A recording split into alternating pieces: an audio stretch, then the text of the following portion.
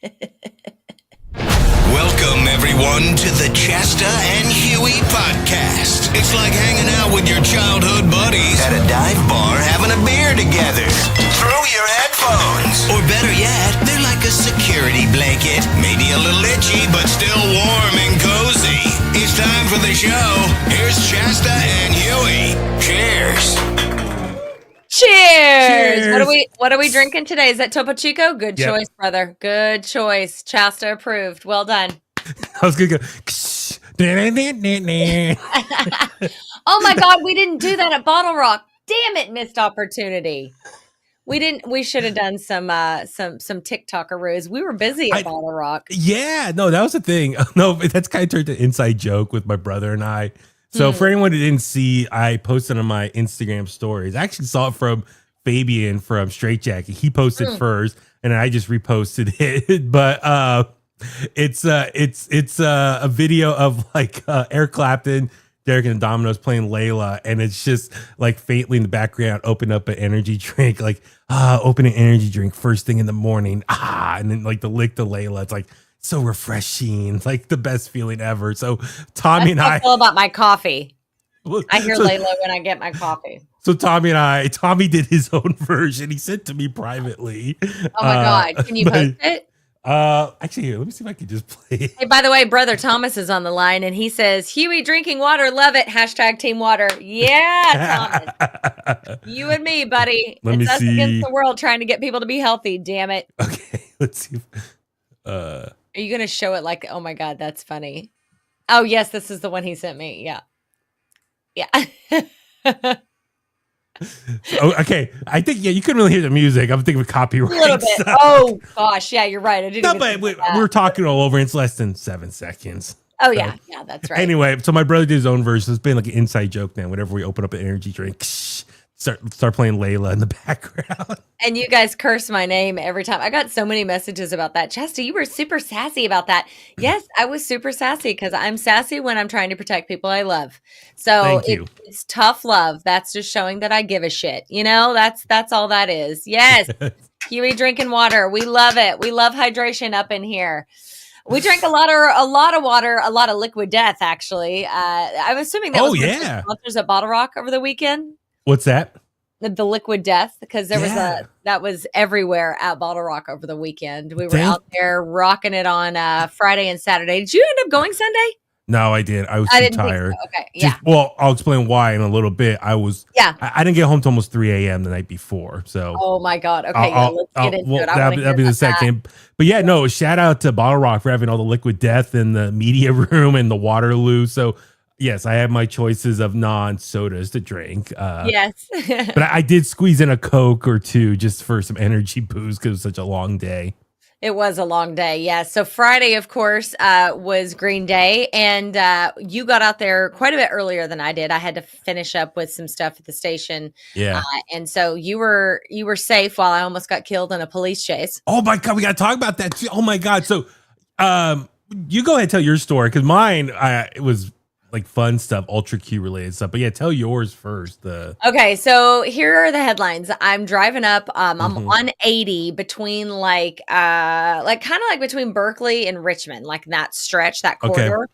Yeah. And I'm rocking, listening to the Bone, of course, listening to Nikki, hanging out, and all of a sudden I hear all of these sirens, and it's not like one siren. It's like descending upon you kind of sirens. And you're like, what is going on? And I hear helicopters and I'm like, what is happening?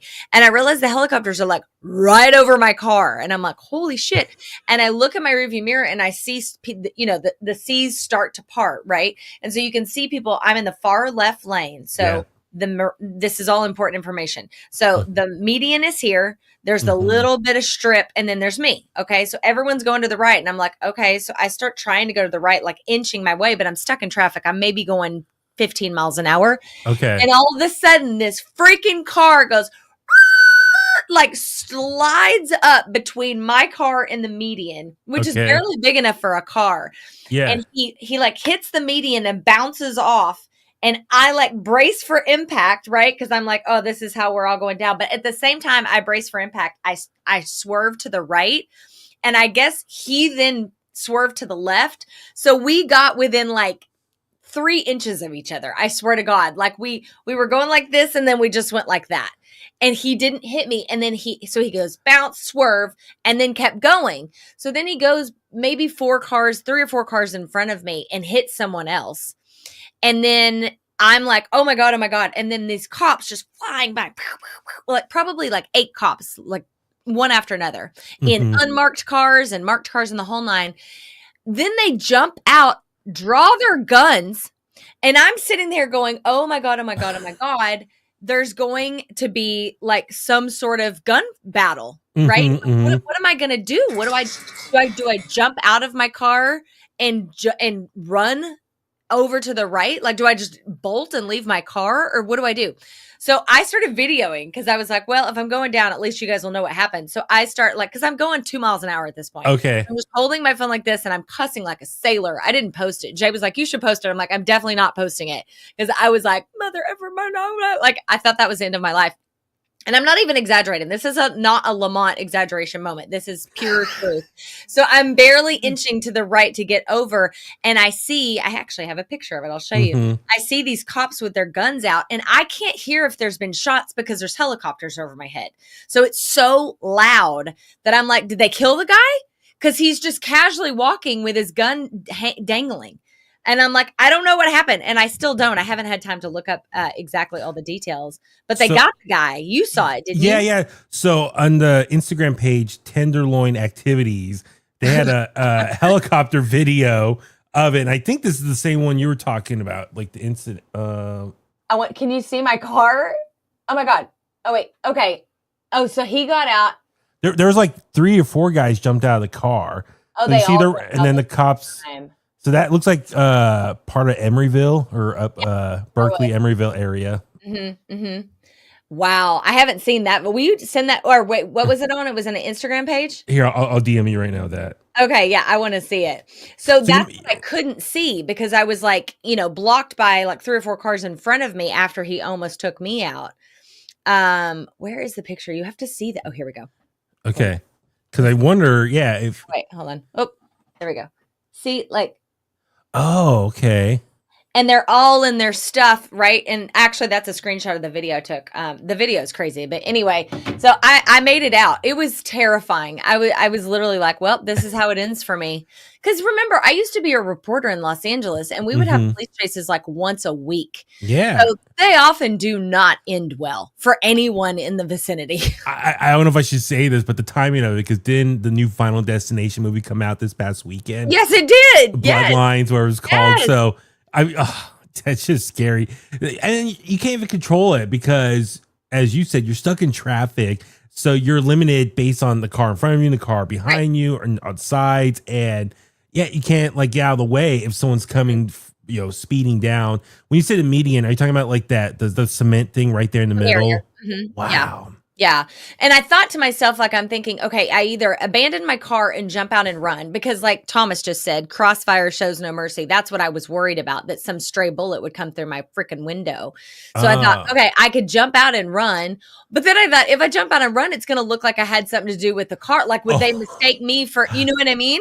Get her. I'm like, well, that's not good. Then I just get shot on the freeway for no good reason at all. So I just, it was really wild. Like, you just don't know what you're going to do in those scenarios. And then as soon as I got past, thank God, I was able to squeak by and keep going because they shut down the freeway right after that. I was just going to say, I would have missed all of Friday.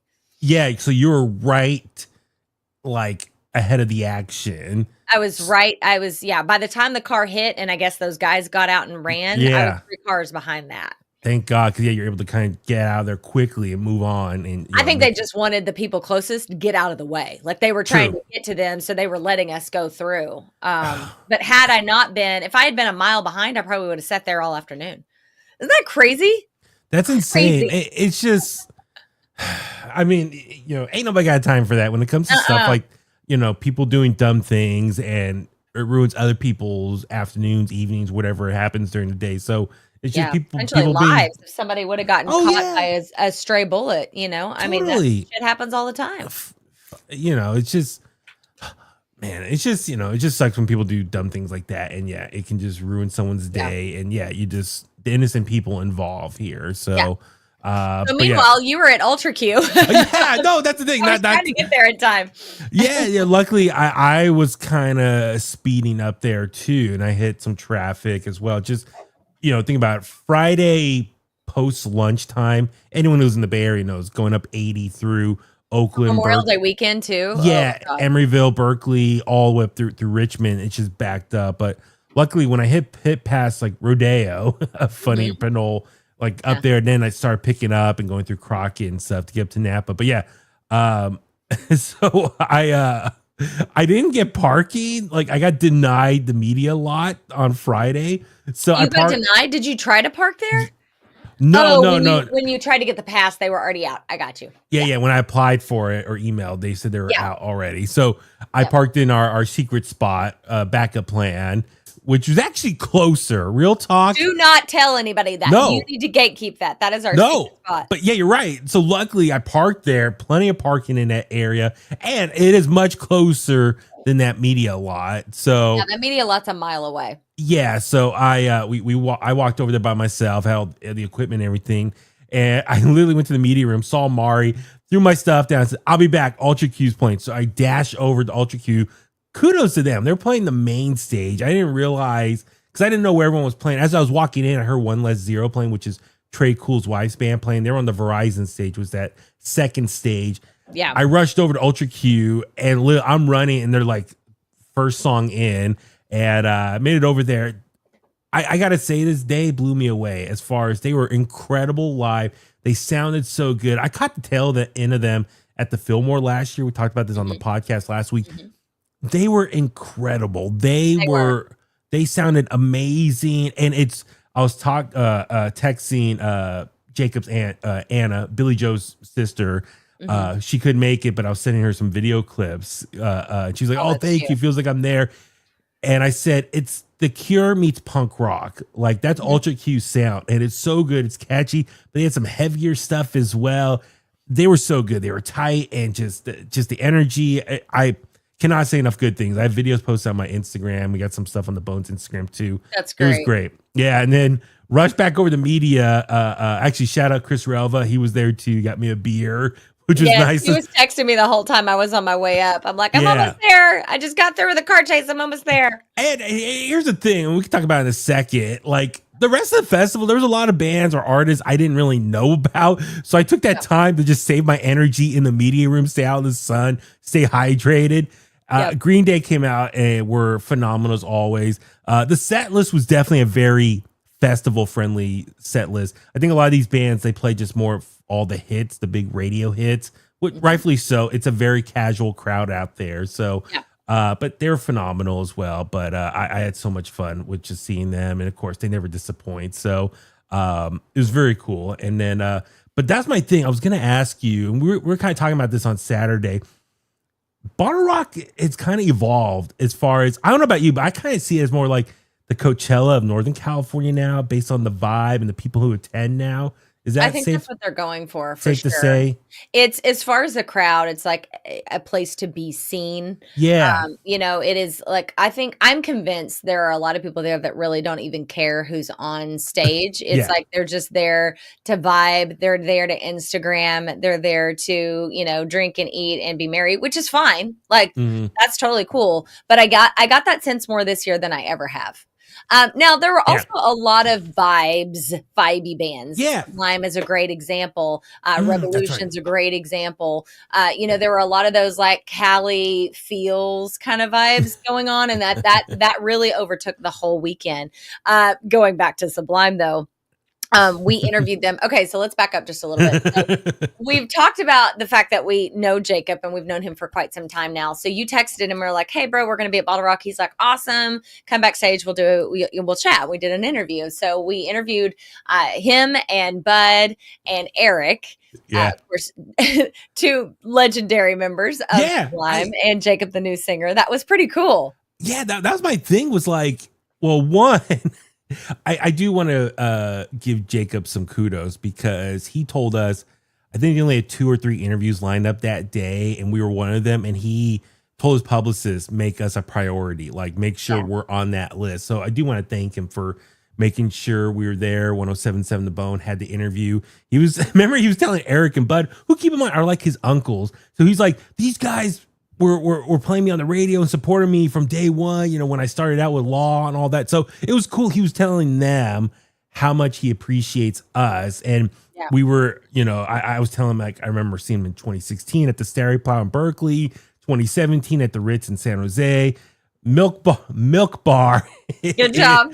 San Francisco, I think it was 2018 or 2019, Aftershock as well.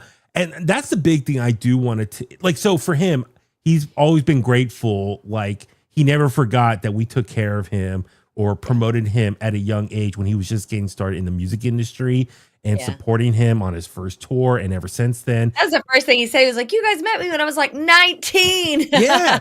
And so I respect that he never forgot that. And he's made a point to, like, stay in touch with us. And when we saw him at OPL last year, he shouted us out. Like, he never forgot who took care of him early on in his career.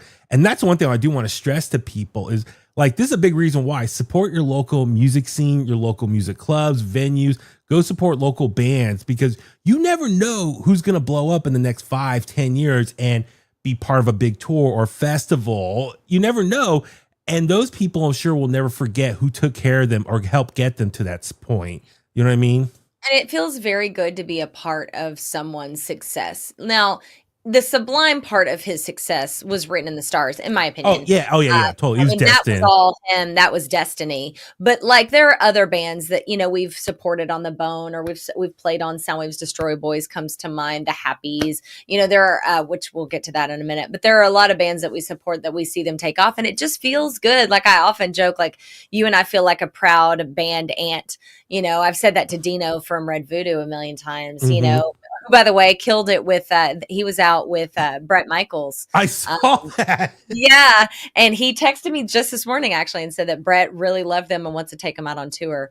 So those are the things that happen that you're like, if you really want music to, like, do its thing and you want to play a role, then, like, supporting it from every angle is really the only way to go. So you're right about Jakob. Like, he's just an actual friend, Yeah. I will say it was very funny to interview him with Sublime, because I feel like Eric and Bud are like, you do the interview. We're just going to sit here and be super high. Like, oh my God, they were so high. And they had some, was it whiskey too? Or Eric had whiskey. He did not need whiskey. He was on another planet. And I don't even think he would be offended by me saying this. Like, he was not in this stratosphere. Well, that's the thing. Please subscribe to 1077 Bones YouTube channel. You can watch the interview. You can see it. You can see it. And I was prepared for that because I've seen other interviews they've done over the last year. Because think about it, it's been about a year now since they formed this new era of Sublime with Jakob as the new front man.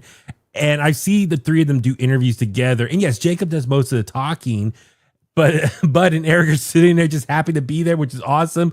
But listen, for anyone watching, when you're doing an interview, you want to try to incorporate everyone into the conversation, which can be tough because some people, one person or two members will dominate the conversation, but you want to spread the love and have everyone talking. So Eric and Bud, we were trying to, think of questions, talk to them. And that's the thing. It's like going into it, I know we were kind of limited on time to begin with. Extremely, But with Jakob alone, there was so much to talk about with him based on our experience growing up with him or watching him grow up in the music business, and so many questions. And there's some stuff off the air we talked about with him, which I'm excited for the future of.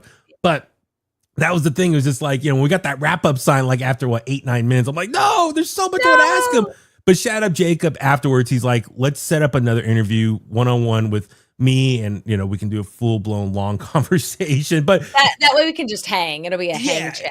But yeah, it was just fun. Like you and I both were like in awe because like it's Bud and Eric of Sublime, and it's like, dude, like we've heard your music for so long, and it's just cool. It seems like now they're kind of, I know they had Sublime with Rome for a minute that they were involved with, but like now they're really kind of getting like a second chance with Sublime with Jakob fronting the band. Like it feels even more authentic to the 90s version.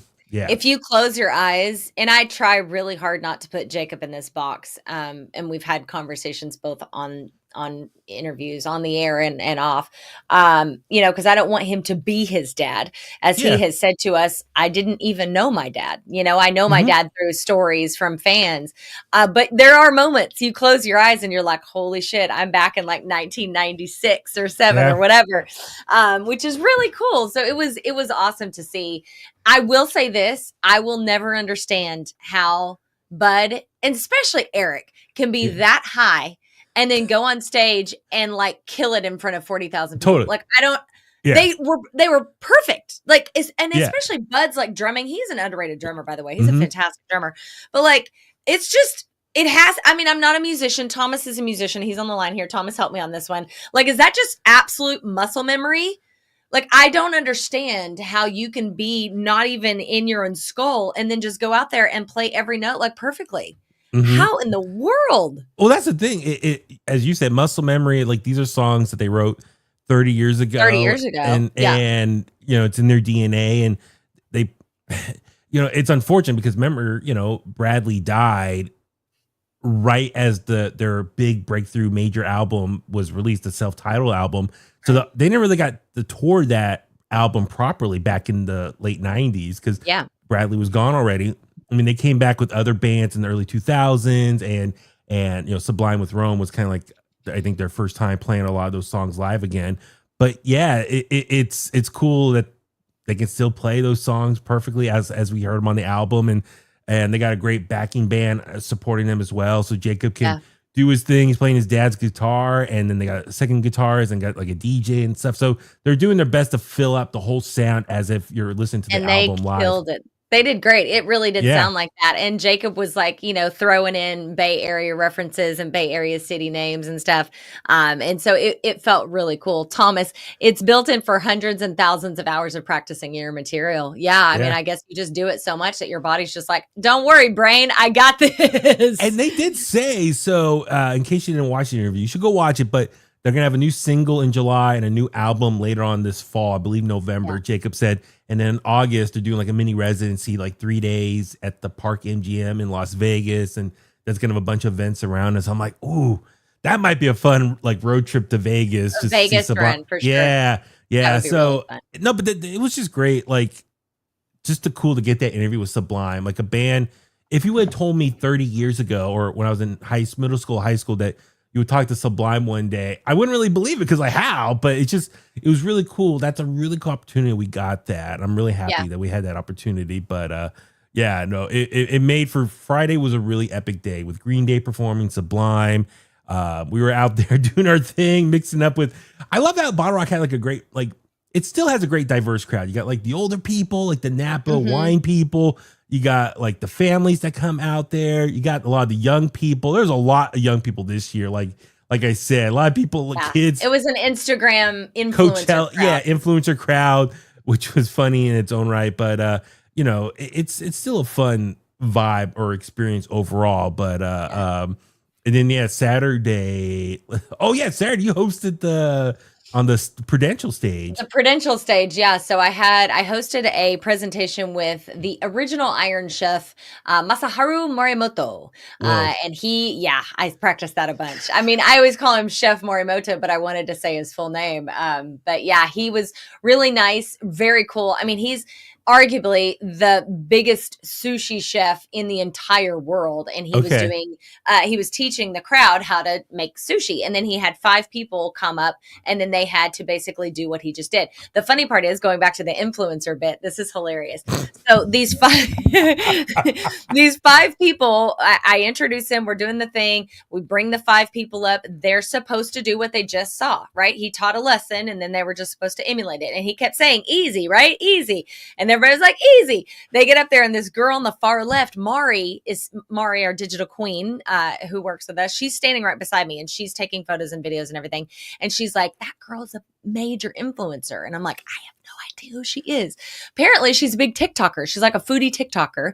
And I checked her out after. She does have like 2.5 million followers on TikTok. I didn't know. I had no idea.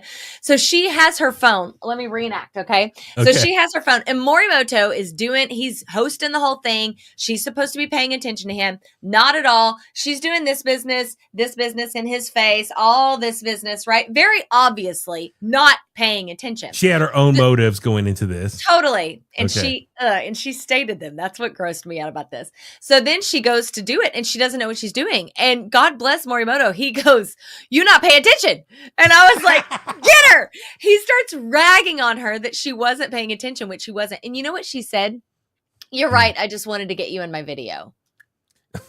And I was like, you in my video. Get you in my video so that it would work for her engagement or whatever, And I was like, this is why I can't be an influencer.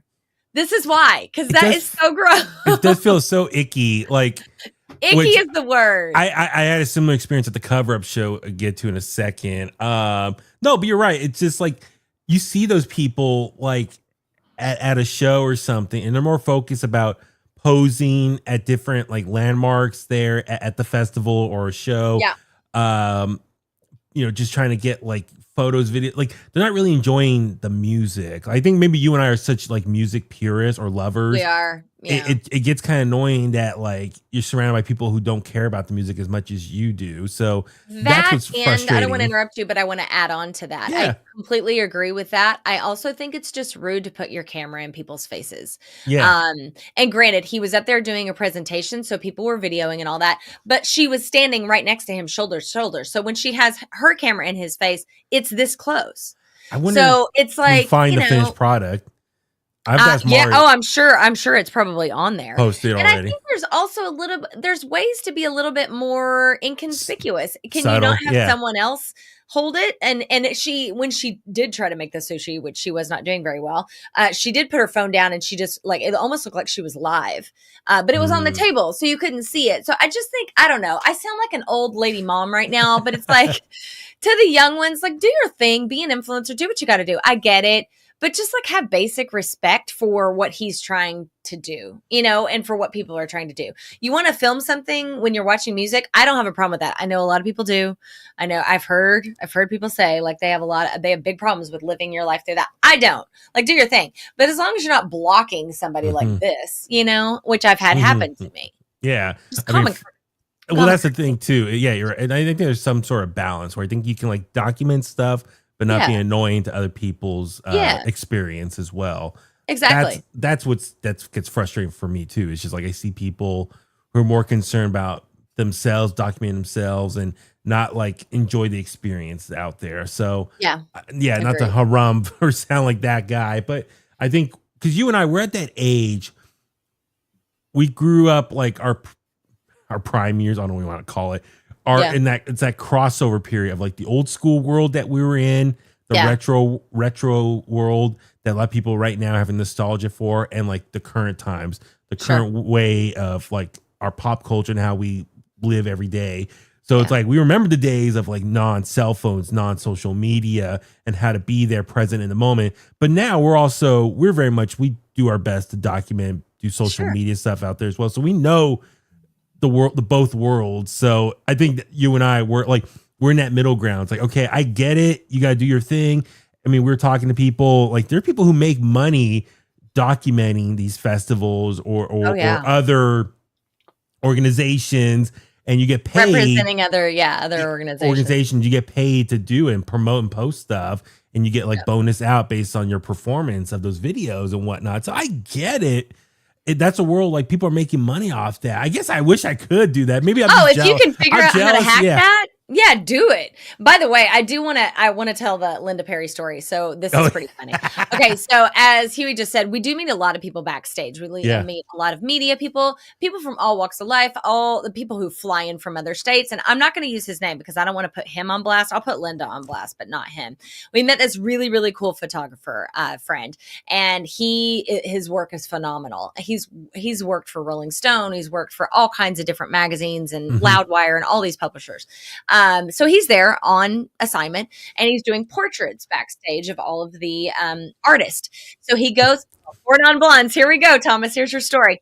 So he's shooting Linda Perry, and it's just he and one other photographer, and he's her and he's looking in his camera. So it's not like you can see from outside what his frame of reference is, right? Okay. And this guy starts yelling at him, starts saying, up, shoot up, shoot up, shoot up, like higher, higher, higher, higher, higher. And he's like, okay, like he's thinking calm down, but he doesn't say calm down. He doesn't say anything. He just says, okay.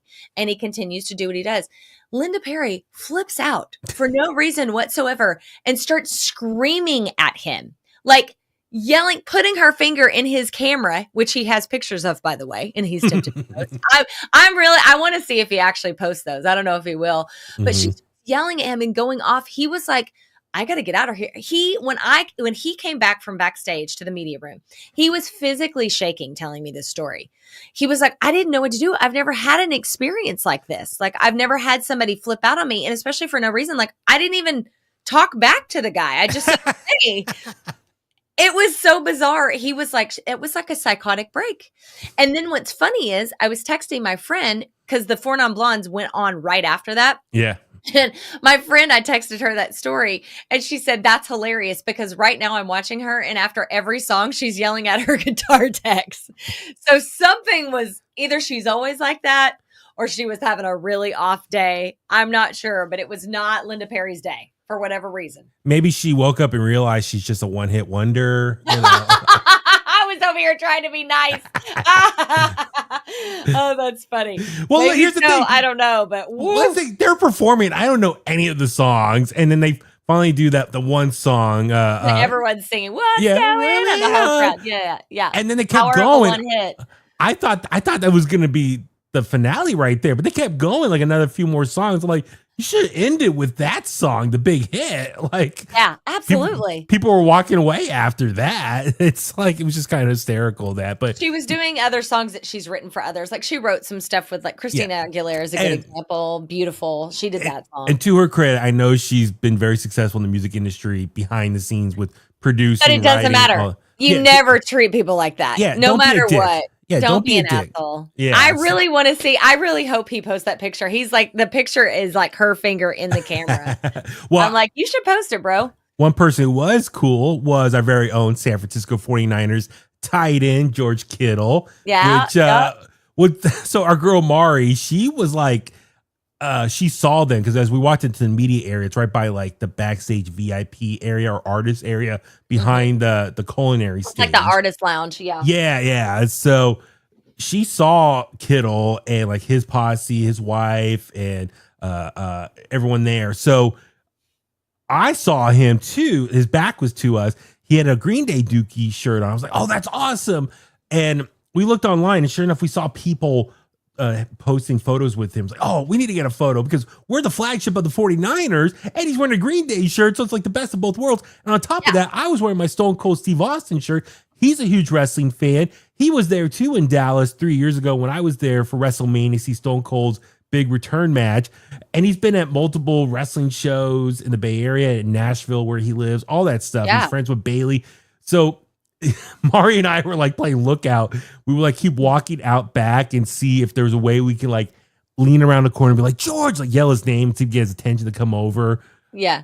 And sure enough, we went out there one more time and we saw his wife and her crew walk out, go towards that Verizon stage, that second stage. We're like, ooh, maybe he's coming out too. But the problem was his posse were kind of eyeballing me. I think they knew I was waiting for George. It's hard for you to be incognito. I can't be a ninja. Like I can't. No, you're the world's worst ninja. So sure enough, George starts coming out and I just jump in front of him. I'm like, stop.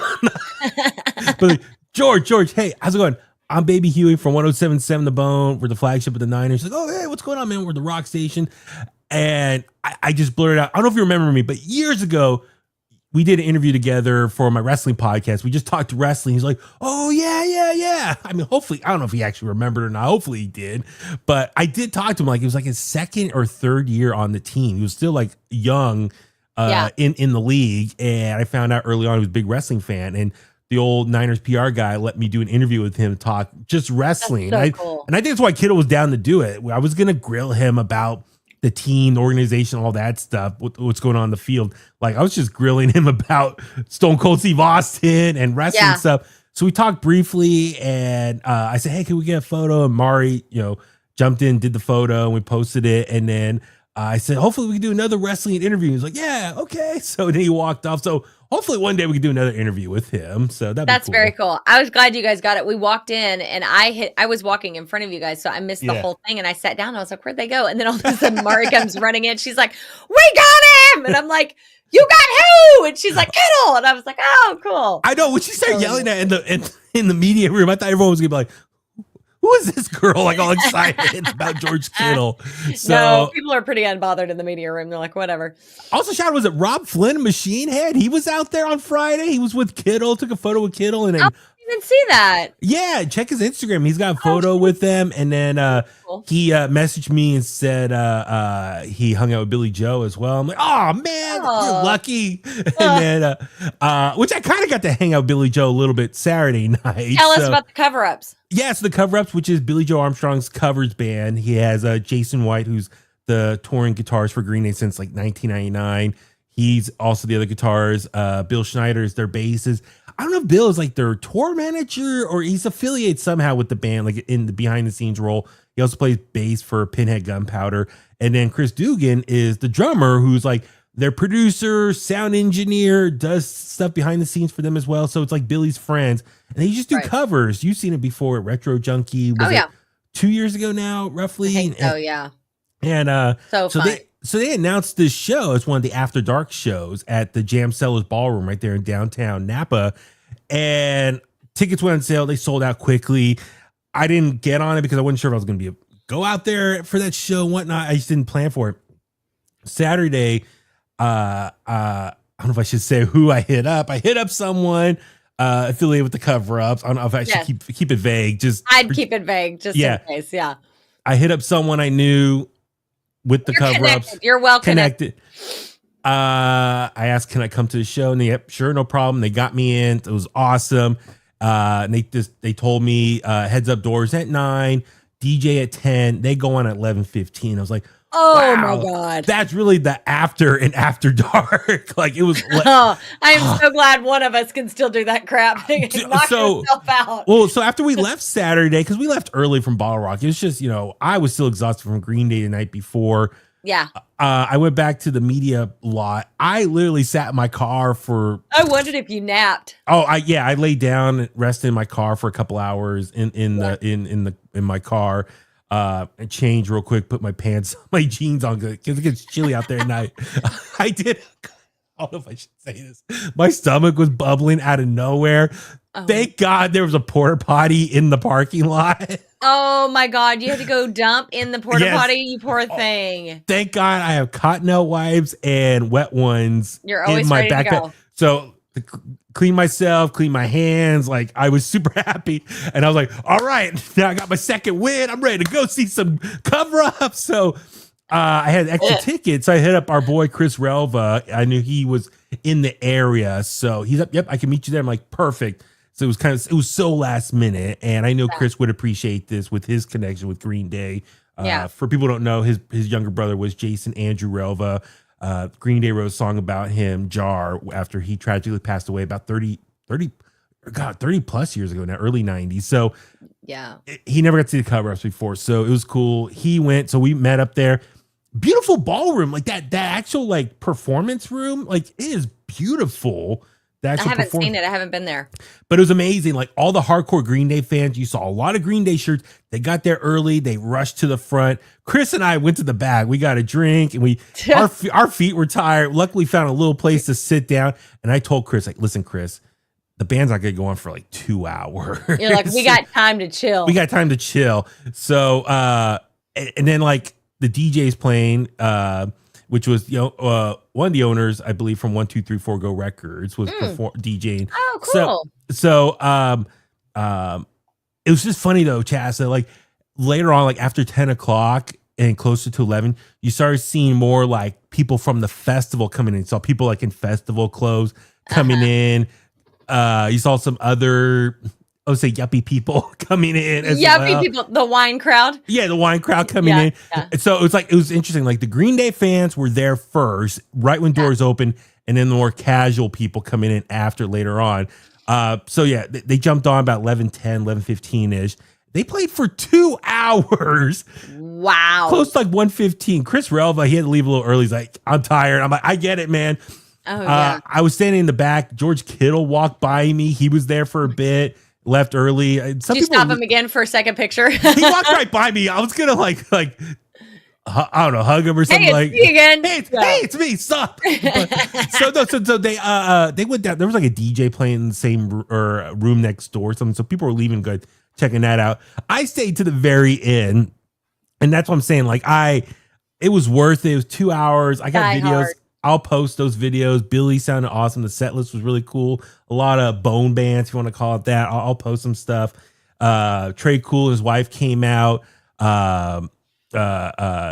Trey played the harmonica on one song, and then he jumped on the drums for another song. She did What I Like About You, and then they did Blondie, a Blondie song as well. So it was awesome. And yeah, like I said, I ran outside, got an Uber back to my car. My car was okay, but yeah, I had some Taco Bell. I was starving.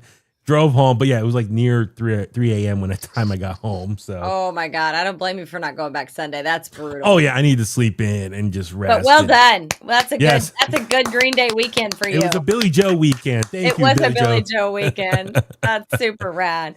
Well, we have a couple of Huey helps we want to get to, but my behind the scenes, my email's blowing up. Let's just fill everybody in. This is our move week. We are moving the radio station this week, like physically from one building to another. And it's crazy. I've gotten about 15 emails in the last 10 minutes. So I'm a little concerned that we may have a fire. So I'm going to have to figure out what's going on with that. And yeah. So we'll have to save our Huey help. So maybe next week we can do a whole bunch of them. Just one after another. We'll do like a rapid fire because we have a couple of very, very funny ones. And they were announced text messages. Well, just real quick, they announced BottleRock next year as well. The dates for next year. So Memorial Day. We already knew. Yeah, I mean, it's kind of a non-announcement at this point. It's tradition now. It's a Bay Area tradition for BottleRock Memorial Day weekend. They got to hold on those dates every single weekend in May. And a lot of people will go, just like we said, for to be a part of the BottleRock experience. Yeah, so it was fun. Yeah. Good times. You guys got to go check out our Sublime interview and laugh at the drug talk. It was interesting. I'll link it up. Not on this channel. Yeah, I was gonna say maybe we'll link it to the bonus. I'll link it in the description after this. Yeah, so that would be awesome. Well, thank you guys for being with us, Thomas. Thank you. Oh, I didn't see his last comment. I saw Linda Perry absolutely crushed at a benefit show, and she was so nice and cool. Bummer to hear her acting like that. That's why I want to point out. Yeah. Maybe she's not always like that. Could have been a bad day. We all have bad days. Yeah, we all have bad days. So, but she was. Or maybe she was on one. Or maybe Thomas caught her on a good day and she's normally bad person. That's true. Yeah, I guess that could go either way. Yep, that's true. I'd rather be in the moment. I like a picture, sometimes a small video, but then phone back in the pocket and enjoy the show. Yep, there's a balance, healthy balance. Here's real quick. Comedian is Jim Florentine. He joked years ago. It's like people are filming like all the concerts and like real talk. How many of you actually go back and watch them? I do. For me, like there's certain songs like Green Day songs I like live, so I'll go find the live versions that people posted on YouTube. Yeah, I've heard many people besides him say the exact same thing, and every time I'm like, I do that. It's one of my favorite things. Like I have videos from when I saw Blackberry Smoke in a tiny little bar in Sacramento from like 12 years ago. That's like a bragging right to me. Like I was front row, literally could reach out and high five Charlie Starr. Like that's a cool video for me to go back and watch. And that's the thing too. Like I think of it as like, I'm posting on social, obviously for the engagement, but also for people maybe who couldn't be there, they get to watch it now, having someone help them out, so help pay it forward. And also sometimes, there's some cool stuff they do live that no one else gets to see. Like years ago, Trivium, they have a song called Caustic Are the Ties That Bind. It's one of my favorite songs from In Waves. They don't do it live anymore, but I did see it live at the Regency Ballroom, and I filmed it, and I have it now, a live version of that song. It's cool. Or when like bands will do a medley, if you will, like the Black Crowes will do medleys of songs that normally you would never hear otherwise. They'll do that live. So I just like catching those things, those once in a lifetime things. You do you, just try not to be disruptive to other people. There you go. There's the moral of the story. All right, we love you guys. Thank you so much for being here. Hope have you a good one. Short week. We'll see you next week. Bye-bye.